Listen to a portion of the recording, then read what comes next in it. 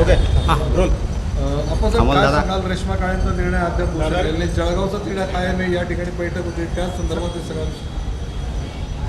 नाही, मी पहिल्यांदा भारतीय जनता पक्षाचे नेते आदरणीय गिरीश भाऊ महाजन साहेब आणि आमचे शिवसेनेचे नेते मंत्री आदरणीय उदयजी सामंत साहेब हे गेल्या 8 दिवसापासून नाशिकचे जे भारतीय जनता पक्षाचे बंडखोर उमेदवार होते आदरणीय गोकुळजी गीते यांना गेल्या 8 दिवसापासून ते प्रयत्न करत होते की त्यांनी पाठिंबा द्यावा. काल मला असं वाटतं की सुदैवाने यांच्या सर्व शिवसेना आणि भारतीय जनता पक्षाच्या नेत्यांना करत असलेल्या प्रयत्नांना यश आलेलं आहे आणि ते यश येऊन त्यांनी पाठिंबा जाहीर केला आहे. आणि त्या धर्तीवरच मला वाटतं आज जळगाव जिल्हा शिवसेना आणि भारतीय जनता पक्षाच्या आमदार खासदार जिल्हाप्रमुख आणि मंत्री महोदयांची मिटिंग आज आयोजित केलेली आहे. या मिटिंगमध्ये जो काय निर्णय होईल महायुतीचे जे आदेश असतील त्या आदेशाचं पालन आम्ही सगळेजण करू.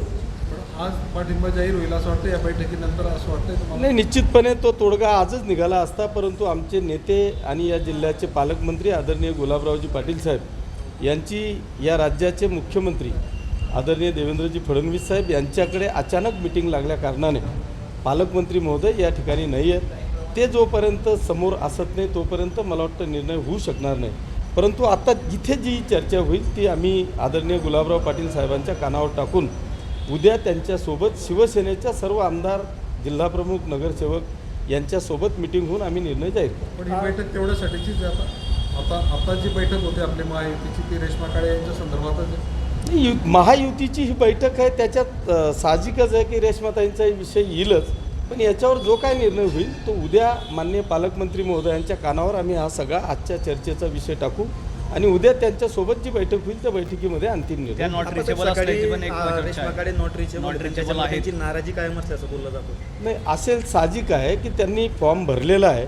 नाशिक आणि जळगावमध्ये हे चाललेलं होतं, परंतु आमचे नेते गुलाबराव पाटील साहेब असतील किंवा आम्ही सगळेजण असू, निश्चितपणे ते रेश्माताईंना विश्वासात घेऊन महायुतीमध्ये कुठेही आपल्या मतभेद जाणार नाहीत याची काळजी घेण्याचा प्रयत्न करू. आपण नाशिकमध्ये जसं घडलं तसंच काहीशी प्रक्रिया जी जळगावमध्ये पाहायला मिळते, तसंच राजकारणाला चर्चा आता उद्या झालेलं आहे, तसंच राजकारण. नाही, ठीक आहे ना, जे काय झालं आता प्रत्येकाची इच्छा असते ही जागा आम्हाला सुटावी. जसं भाजपची इच्छा होती की नाशिकची जागा आम्हाला सुटावी, त्याच्यामुळे तिथल्या इच्छुकांनी भाजपच्या कार्यकर्त्यांनी फॉर्म भरले, तसे इथल्याही इच्छुकांनी फॉर्म भरलेले.